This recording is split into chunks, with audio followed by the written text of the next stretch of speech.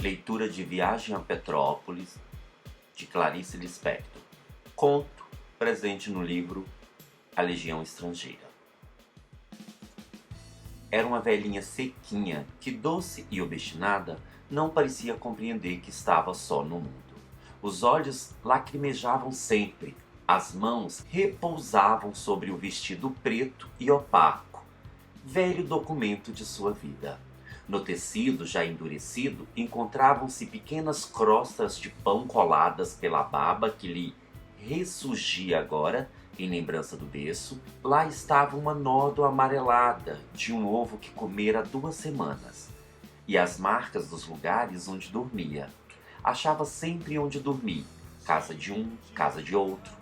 Quando lhe perguntavam o nome, dizia com a voz purificada pela fraqueza e por longuíssimos anos de boa educação: mocinha.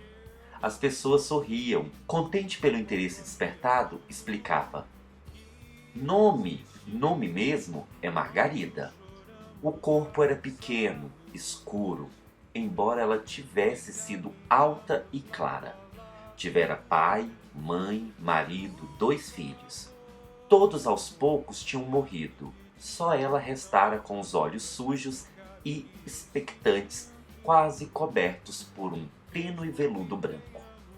Quando lhe davam alguma esmola, davam-lhe pouca, pois ela era pequena e realmente não precisava comer muito. Quando lhe davam cama para dormir, davam-na estreita e dura, porque Margarida fora aos poucos perdendo volume.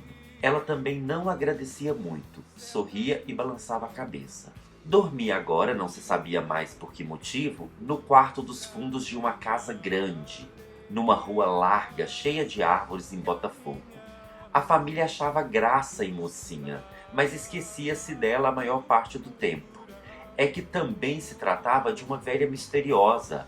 Levantava-se de madrugada, arrumava sua cama de anão e disparava lépida como se a casa estivesse pegando fogo. Ninguém sabia por onde andava. Um dia, uma das moças da casa perguntou-lhe o que andava fazendo. Respondeu com um sorriso gentil: passeando. Acharam graça que uma velha vivendo de caridade andasse a passear. Mas era verdade. Mocinha nascera no Maranhão, onde sempre vivera, viera para o Rio não há muito, com uma senhora muito boa que pretendia interná-la no asilo. Mas depois não pudera ser. A senhora viajara para Minas e dera algum dinheiro para a mocinha se arrumar no Rio. E a velha passeava para ficar conhecendo a cidade. Bastava, aliás, uma pessoa sentar-se num banco de uma praça e já via o Rio de Janeiro. Sua vida corria assim sem atropelos. Quando a família da casa de Botafogo um dia surpreendeu-se de tê-la em casa há tanto tempo e achou que assim também era demais, de algum modo tinha razão. Todos lá eram muito ocupados. De vez em quando surgiam casamentos, festas, noivados, visitas. E quando passavam atarefados pela velha, ficavam surpreendidos como se fossem interrompidos, abordados com uma pancadinha no ombro. Olha, sobretudo, uma das moças da casa sentia um mal-estar irritado. A velha enervava sem motivo. Sobretudo o sorriso permanente, embora a moça compreendesse tratasse de um rito inofensivo. Talvez por falta de tempo, ninguém falou no assunto. Mas logo que alguém cogitou de mandá-la morar em Petrópolis, na casa da cunhada alemã, houve uma adesão mais animada do que uma velha poderia provocar. Quando, pois, o filho da casa foi com a namorada e as 2 irmãs passaram o fim de semana em Petrópolis, levou a velha no carro. Por que mocinha não dormiu na noite anterior? A ideia de uma viagem, no corpo endurecido, o coração se desenferrujava todo seco e descompassado, como se ela tivesse engolido uma pílula grande sem água. Em certos momentos, nem podia respirar. Passou a noite falando, às vezes alto. A excitação do passeio prometido e a mudança de vida, de repente, aclamavam-lhe algumas ideias. Lembrou-se de coisas que dias antes jurava nunca terem existido. A começar pelo filho atropelado, morto debaixo de um bonde no Maranhão. Se ele tivesse vivido no tráfico do Rio de Janeiro, aí mesmo é que morria atropelado. Lembrou-se dos cabelos do filho, das roupas dele. Lembrou-se da xícara que Maria Rosa quebrara e de como ela gritara com Maria Rosa. Se soubesse que a filha morreria de parto, é claro que não precisaria gritar. E lembrou-se do marido. Só relembrava o marido em mangas de camisa. Mas não era possível. Estava certa de que ele ia à repartição com uniforme de contínuo e a festas de paletó, sem falar que não poderia ter ido ao enterro do filho e da filha em mangas de camisa. A procura do paletó do marido ainda mais cansou a velha, que se virava com leveza na cama. De repente descobriu que a cama era dura. Que cama dura, disse bem alto no meio da noite. É que se sensibilizara toda. Partes do corpo de que não tinha consciência há longo tempo reclamavam agora sua atenção. E de súbito, mais que fome furiosa, alucinada, levantou-se, desamarrou a pequena trouxa, tirou um pedaço de pão com manteiga ressecada que guardava secretamente há 2 dias, comeu o pão como um rato, arranhando até o sangue os lugares da boca onde só havia gengiva. E com a comida cada vez mais se reanimava. Conseguiu, embora fugazmente, ter a visão do marido se despedindo para ir ao trabalho. Só depois que a lembrança se desvaneceu, viu que esquecera de observar se ele estava ou não em mangas de camisa. Deitou-se de novo, coçando-se toda ardente. Passou o resto da noite nesse jogo de ver por um instante e depois não conseguir ver mais. De madrugada, adormeceu. E pela primeira vez foi preciso acordá-la. Ainda no escuro, a moça veio chamá-la, de lenço amarrado na cabeça e já de maleta na mão. Inesperadamente, mocinha pediu uns instantes para pentear os cabelos. As mãos trêmulas seguravam um pente quebrado. Ela se penteava, ela se penteava. Nunca fora mulher de ir passear sem antes pentear bem os cabelos. Quando enfim se aproximou do automóvel, o rapaz e as moças se surpreenderam com seu ar alegre e com os passos rápidos. Tem mais saúde do que eu, brincou o rapaz. A moça da casa ocorreu. E eu, que até tinha pena dela. Mocinha sentou-se junto da janela do carro, um pouco apertada pelas 2 irmãs acomodadas no mesmo banco. Nada dizia, sorria. Mas quando o automóvel deu a primeira arrancada, jogando-a para trás, sentiu dor no peito. Não era só por alegria, era um dilaceramento. O rapaz virou-se para trás. Não vai enjoar, vovó. As moças riram, principalmente a que se sentara na frente, a que de vez em quando encostava a cabeça no ombro do rapaz. Por cortesia, a velha quis responder, mas não pôde. Quis sorrir, não conseguiu. Olhou para todos com olhos lacrimejantes, o que os outros já sabiam que não significava chorar. Qualquer coisa em seu rosto amorteceu um pouco a alegria da moça da casa e deu-lhe um ar obstinado. A viagem foi muito bonita. As moças estavam contentes. Mocinha agora já recomeçara a sorrir. E, embora o coração batesse muito, tudo estava melhor.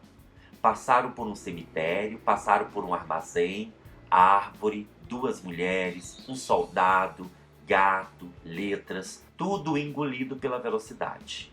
Quando Mocinha acordou, não sabia mais aonde estava. A estrada já havia amanhecido totalmente.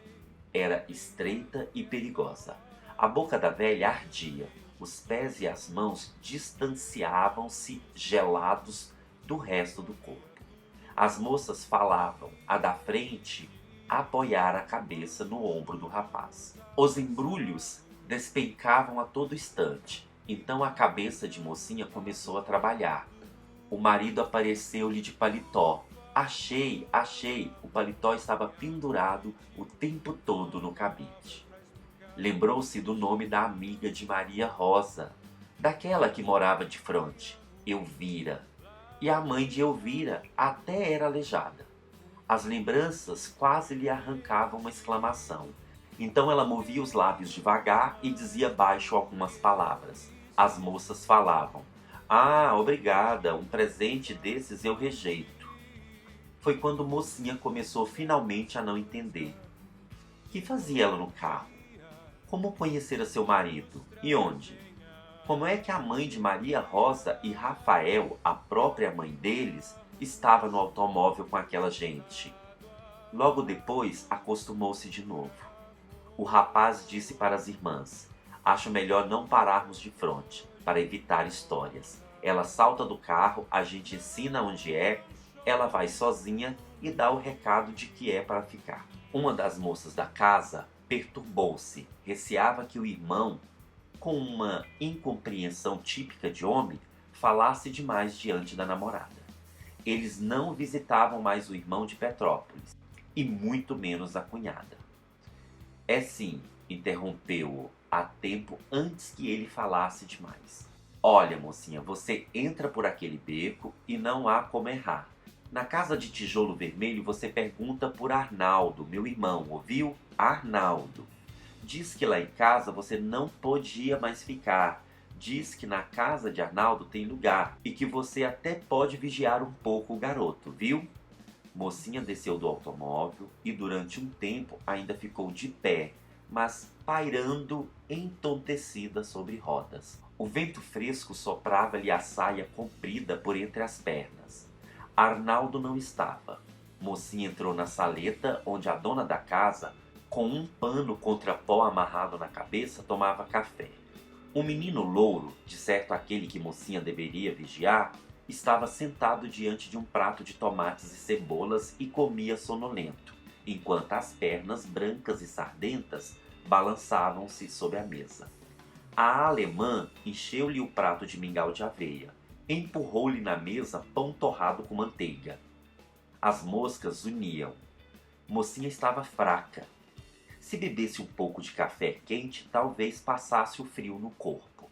A mulher alemã examinava de vez em quando em silêncio. Não acreditara na história da recomendação da cunhada, embora de lá tudo fosse de se esperar. Mas talvez a velha tivesse ouvido de alguém o endereço, até num bonde por acaso. Isso às vezes acontecia. Bastava abrir um jornal e ver que acontecia. É que aquela história não estava nada bem contada. E a velha tinha um ar sabido, nem sequer escondia o sorriso. O melhor seria não deixá-la sozinha na saleta com o armário cheio de louça nova. "Preciso antes tomar café", disse-lhe. "Depois que meu marido chegar, veremos o que se pode fazer." Mocinha não entendeu muito bem, pois ela falava como gringa, mas entendeu que era para continuar sentada. O cheiro de café dava-lhe vontade, e uma vertigem que escurecia a sala toda. Os lábios ardiam secos e o coração batia todo independente. "Café, café", olhava ela sorrindo e lacrimejando. A seus pés o cachorro mordia a própria pata rosnando. A empregada, também meio gringa, alta, de pescoço muito fino e seios grandes, trouxe um prato de queijo branco e mole. Sem uma palavra, a mãe esmagou bastante queijo no pão torrado e empurrou para o lado do filho. O menino comeu tudo e, com a barriga grande, agarrou um palito e levantou-se. "Mãe, 100 cruzeiros." "Não." "Pra quê?" "Chocolate." "Não, amanhã é que é domingo." Uma pequena luz iluminou Mocinha. Domingo?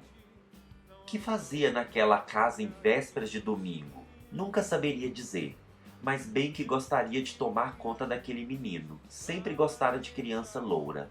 Todo menino louro se parecia com o menino Jesus.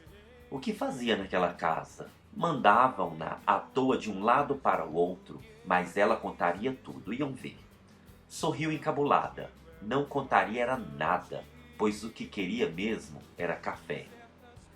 A dona da casa gritou para dentro, e a empregada, indiferente, trouxe um prato fundo, cheio de papa escura.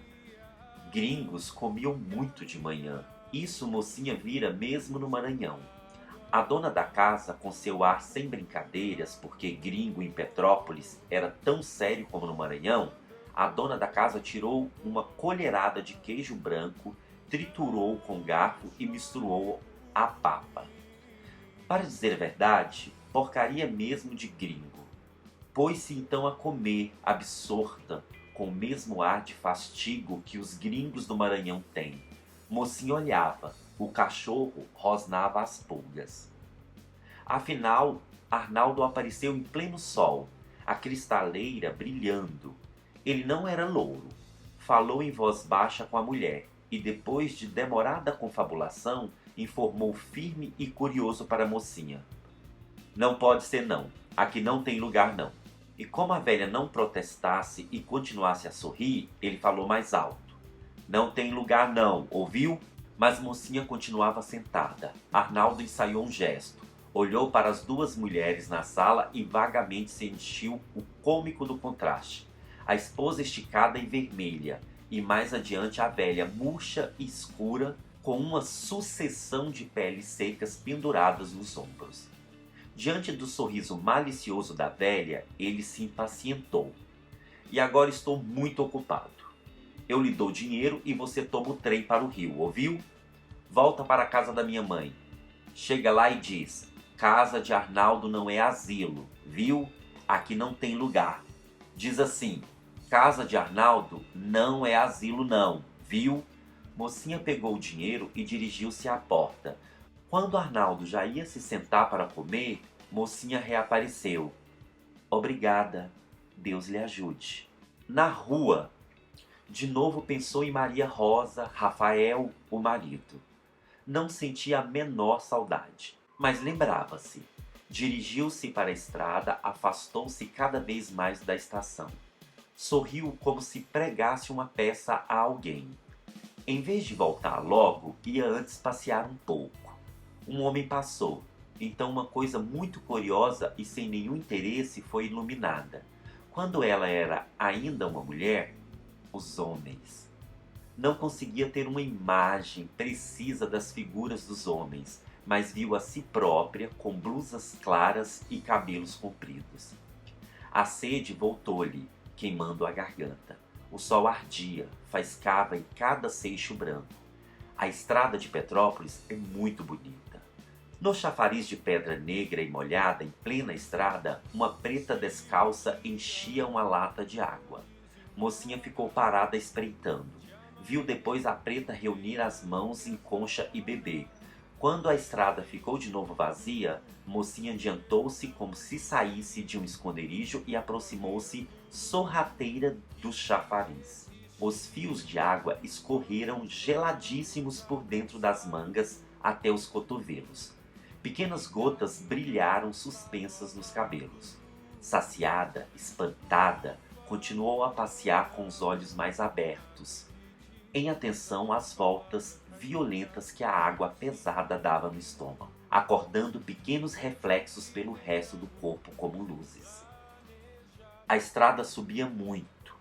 A estrada era mais bonita que o Rio de Janeiro e subia muito. Mocinha sentou-se numa pedra que havia junto de uma árvore para poder apreciar. O céu estava altíssimo, sem nenhuma nuvem, e tinha muito passarinho que voava do abismo para a estrada. A estrada branca de sol se estendia sobre um abismo verde. Então, como estava cansada, a velha encostou a cabeça no tronco da árvore e morreu.